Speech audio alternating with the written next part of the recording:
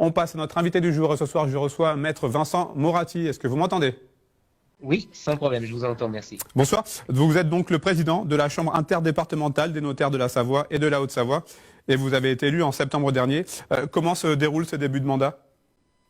Eh bien, écoutez, de façon, comme je dirais tout le monde, tous les secteurs d'activité, un peu chahutés par le contexte actuel où il est difficile de pouvoir travailler dans toutes les conditions qu'on voudrait, avec des réunions qui se font en visio, avec des événements, des rendez-vous qui peuvent être décalés par ces choses-là.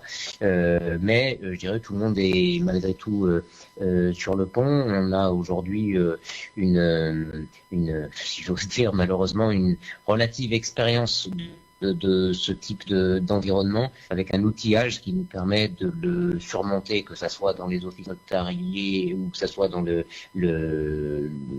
services de la Chambre, un outillage qui permet de surmonter ces difficultés et de continuer à communiquer. On a beaucoup parlé des notaires pendant le premier confinement et de vos difficultés à bien pouvoir travailler. Oui. Comment est-ce que vous qualifieriez ce deuxième confinement? Moins déstabilisant peut-être que le premier. Il y avait eu un effet assez tétanisant au moment des premières décisions au mois de mars, qui faisait qu'effectivement un nombre incroyable d'opérations avait été bloqué de manière extrêmement brutale, faute de pouvoir réunir toutes les données nécessaires, de pouvoir effectuer toutes les démarches obligatoires pour la mise en place d'une opération quelle qu'elle soit. On peut penser bien sûr aux transactions immobilières, mais on peut penser aussi aux cessions de fonds de commerce, on peut penser aux assemblées générales de sociétés dont nous assurons parfois le suivi quand nos clients nous confient ce type de mission. On peut penser au règlement des successions, bien sûr, on peut penser à tout ce qui était convention de divorce ou autre.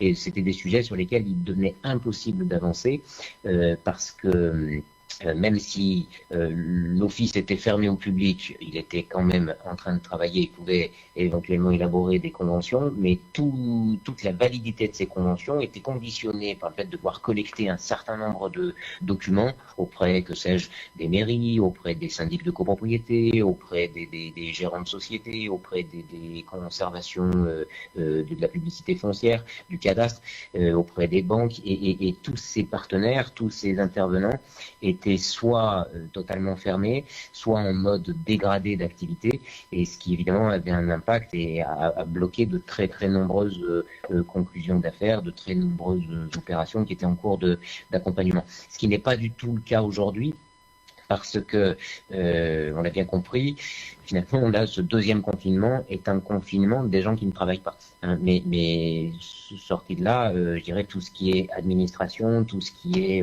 établissement bancaire, tout ce qui est collectivité locale, tout ça continue à fonctionner. Alors, comme je le disais tout à l'heure, avec les contraintes d'un travail à distance, mais pour lequel on est un petit peu plus habitué. Et le fait est que les opérations peuvent malgré tout se poursuivre, même s'il y a des contraintes nouvelles.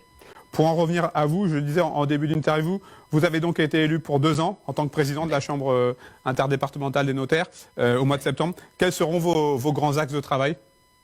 Eh bien, je dirais, alors voilà, c'est là où justement on aimerait tellement pouvoir lancer concrètement certaines opérations et pour lesquelles on ne peut pas compte tenu des contraintes actuelles aujourd'hui, mais un petit peu si vous voulez, la conviction, la volonté de l'équipe que j'ai le plaisir d'avoir autour de moi partage, c'est un message à faire passer, que ça soit en interne dans notre profession vis-à-vis de nos confrères ou en externe vis-à-vis, je dirais, de la population des deux Savoies.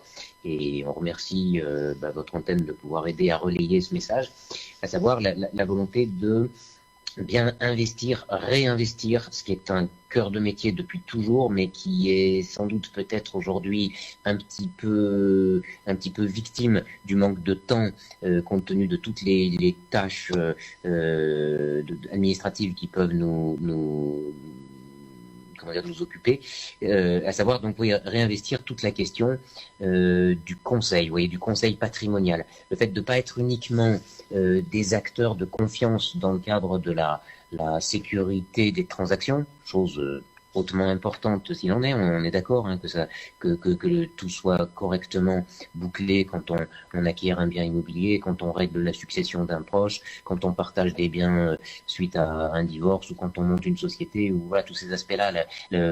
La sécurité de la convention est quelque chose d'extrêmement important dans la dimension de l'acte authentique que peut apporter le notaire, c'est vrai. Mais il y a une vraie volonté de dire voilà, le notaire n'a pas que ce service-là à proposer, que cette mission, je dirais one shot, de régulariser un acte et puis de passer à autre chose. Et il a au contraire toute la capacité d'offrir dans la durée, dans le long terme, un accompagnement dynamique, adapté au gré du temps qui passe et des objectifs qui peuvent évoluer, pour sa clientèle qui va être un couple, qui va être une famille, qui va être une entreprise, un chef d'entreprise, qui va être une collectivité locale.